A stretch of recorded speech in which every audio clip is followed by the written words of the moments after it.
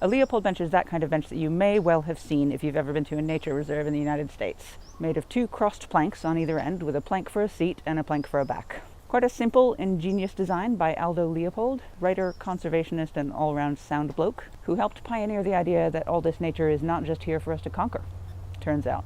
One of the main advantages of this design is that you can throw it together quite easily, with really the most rudimentary of woodworking skills. You'll need a plank, well, 2 planks at least, I should think.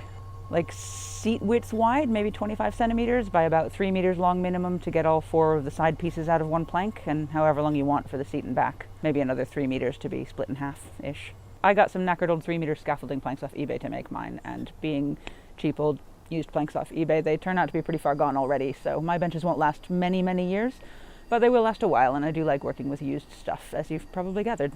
If you wanted this thing to last for many, many years, you'd want to get yourself some durable wood like larch or Douglas fir or oak, etc., but that's pricey and I'm cheap. You'll also need a drill driver or some other means of making holes and turning screws, and a saw. I'm using my trusty beat-up old circular saw, but you can use a hand saw if you've got all day and fancy the exercise. Oh, and some screws. Various lengths between about 60 and 100 millimeters, or bolts if you want the thing to last longer because you've got some nice durable wood. The design of this bench is really simple, which is what I love about it. It was designed to be something you could throw together in the woods with very basic tools and not a huge amount of woodworking experience. So it's a great way to get over your fear of carpentry. Each of the sides consists of 2 bits of plank, one short and one long, cut at about 60 degrees-ish. I'm getting those 4 pieces out of a 3-meter scaffolding plank, so my cutting diagram looks something not totally unlike this. These pieces are about 50 centimeters long, and these ones are a little under a meter long, depending on what's left after cutting the first bits. It really doesn't matter about the odd centimeter. You can wiggle these figures around to suit whatever length of wood you have to minimize waste, and also to suit your height preferences by making the seat and back a little higher or lower. Now, a bit more detail on the sides. I start by cutting a 60-degree angle on one end of the plank. How do you get a medium accurate 60-degree angle in the absence of any precision equipment? Get a piece of paper, fold it in thirds radiating from one corner, and those thirds will be 30 degrees each. The margin for error here is a perfectly acceptable one within the context of this project. So I cut the end to 60 degrees and the same angle a meter along from the cut end. This piece is going to be the 2 short legs, so I need one more cut in the middle. But I like to make the seat tilt back slightly from dead level for comfort and also to shed rainwater more efficiently and stave off the inevitable rotting by a year or 2. So what I do is measure to the middle, draw the same angle again, and then pivot my straight edge to a slightly steeper angle. Not a lot, maybe 5 degrees or so. Then cut it and mark this end of both pieces as being the top. Having cut the short legs, we move on to the long legs. Sometimes I like to make these a bit more upright than the short legs. It's a bit of a matter of aesthetic preference. If you want to, just adjust the angles for these cuts to be a bit shallower. Again, not much more than about 5 degrees or so. If you haven't got fancy angle marking tools, you can copy this angle to the far end by laying another piece of paper along the edge of the plank and folding it down over the edge. Check for accuracy and then use it to mark the other end. It's not crucial exactly what this angle is, but it's medium important that you use the same angle on both legs. You can measure this piece, find the middle, mark that same angle, and cut it in half. So now you've got 2 long legs and 2 short legs. You can stand them up on a flat surface and mark where they're going to overlap. Drill 3 clearance holes in the triangle of overlap on the short piece and screw it to the long piece. Do the same on the other side, but make sure that it's a mirror of the first, not the same as the first.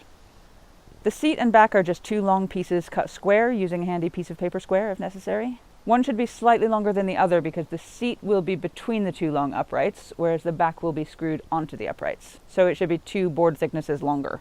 You can do the math yourself. You can make this bench whatever length you like within reason. I split another 3-meter scaff plank in half, so mine's about 1.5 meters long.